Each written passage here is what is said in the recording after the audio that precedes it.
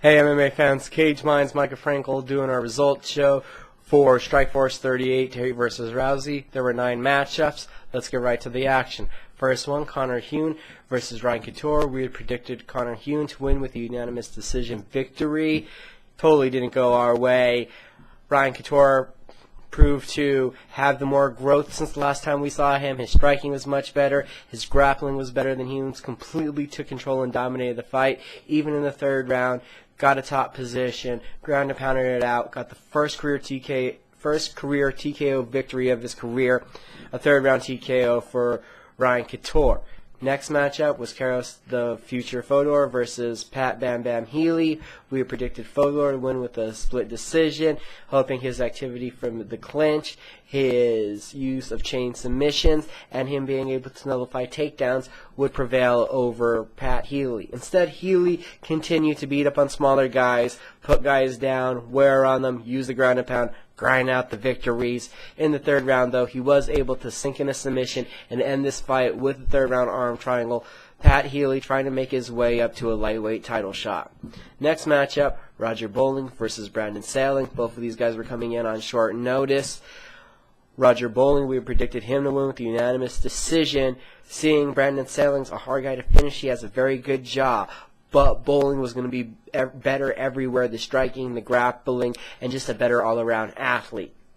Brandon Sailing, though, did have knockout potential with either hand if he landed a big shot. It was a great brawl for the first round. Towards the end of the round, Bowling realizes that he has a grappling advantage, takes it to the ground, ends the round in top position. In the second round, doesn't even mess with the striking, goes right for the grappling, gets the fight to the ground, takes the top position, crucifix position to ground and pound, finishes it off, a second round TKO for Roger Bowling.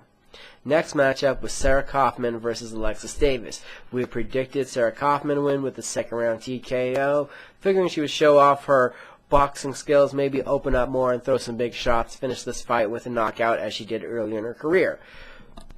This fight started off with a good-fashioned slugfest for the first 2 rounds. Definitely Sarah Kaufman was winning with a more technical and accurate skill set.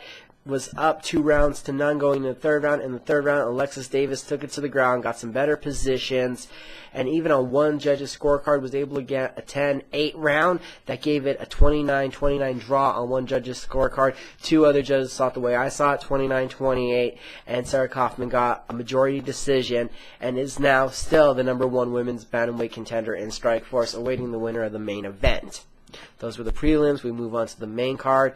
Ronaldo Jacare Souza was supposed to be taking on Derek Brunson. Brunson was out due to an eye test failure in the state of Ohio, and Bristol Morunde came in on short notice. We figured that Souza would win this fight, unanimous decision. He kind of play it safe. We weren't quite sure of Morunde's skill set, what he would have to offer, but short notice, biggest stage of his life, figured there'd be some shock. Had Jacare winning the fight. Jacare showed off improved striking, using a bunch of kicks, a bunch of combinations, took the fight to the ground, took his opponent's back twice, transitioned to an arm triangle, finishes this fight a third round arm triangle, a dominating, impressive win for Ronaldo Jacare Souza, who's trying to get back into that middleweight title contention. Next matchup was Scott Smith versus Lumumba Sayers, and we predicted Sayers to win with a first-round TKO. Scott Smith desperately was in need of a win, and I didn't see him getting it. And it started to come out and look like I was completely correct as Sayers was hitting Smith with big shots, then transitioned to the grappling game, though, was able to sink in a guillotine, pull guard, not even close his legs all the way and control his opponent's body, but Sayers was able to have such a grip on the neck that he did choke his opponent for a first-round guillotine submission victory. Lumumba Sayers moving up also in that middleweight division. Next matchup was of high interest to the welterweight division. Paul Daly versus Kazuo Misaki, and the winner was prospectively going to face the winner of Tyrone Woodley, Nate Marquardt, for the next Strikeforce welterweight title. We had predicted Daly to win with the third-round TKO, figuring Misaki would have some problems in the later round. He was figured to be the bigger guy that the weight cut would affect more, and also the travels from Japan to the United States. None of that was none of that came to fruition, really. Misaki really shocked Daly with his hand speed, won the striking game, and to the worst thing I've seen in a while, Paul Daly tried to turn it into a grappling match, jumping for takedowns, a split decision. Kazuma Misaki takes that for the victory. Paul Daly with a bad fight. His fight is to stand and strike, and he was diving for takedowns. He was being outstruck. He looked shy to pull the trigger. A horrible fight I felt from Paul Daly, the striker. The beautiful bombs that he used to throw with his left and right hooks.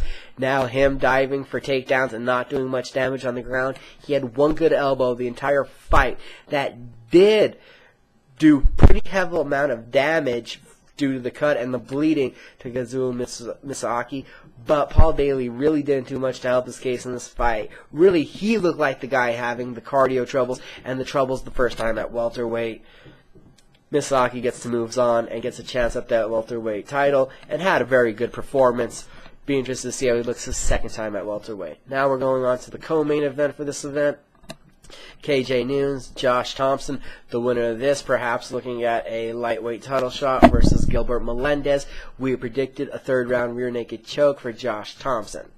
These two men being friends, it was kind of interesting to see how much of a beating they would put on each other. Noons wanted to stand, he wanted to strike, he wants to brawl. Josh Thompson wanted to take this to the ground. We had him win him with the submission, we figured he'd get to the ground. And he opened the fight up with several kicks, trying to do some unorthodox stuff. Josh Thompson even threw the Machida kick, landed with some toes to KJ Noon's face, started getting takedowns, a lot of octagonal control. It looked like Jake Shields versus Mayhem Miller all over again for the first two rounds. In the third round, Thompson started to go for some submissions, almost had an arm triangle. Got to give mad props to KJ Noons for turning bright red and being able to survive the submission, but still was controlled and dominated on the ground. 3 rounds, unanimous decision. Josh Thompson, who hopefully will get that shot with Gilbert Melendez and promises to look better in his next fight. Now we go up to the main event, the one that everyone's been awaiting for, the bantamweight women's title, the champion, Miesha Tate, versus the brash, young, undefeated 4-0 challenger, Ronda Rousey, who, as we said, it was a major mismatch from experience to time served in mixed martial arts. But even I had predicted that Ronda Rousey was going to be unstoppable and win with the first round armbar for what would be her 8th time overall in mixed martial arts, 5th time as a pro. And that's exactly what happened. Ronda Rousey dislocates Miesha Tate's elbow. It looked like twice. Her left elbow, the arm looked trashed and destroyed, and the hype is real. There's a new Strikeforce Bantamweight champion, Ronda Rousey.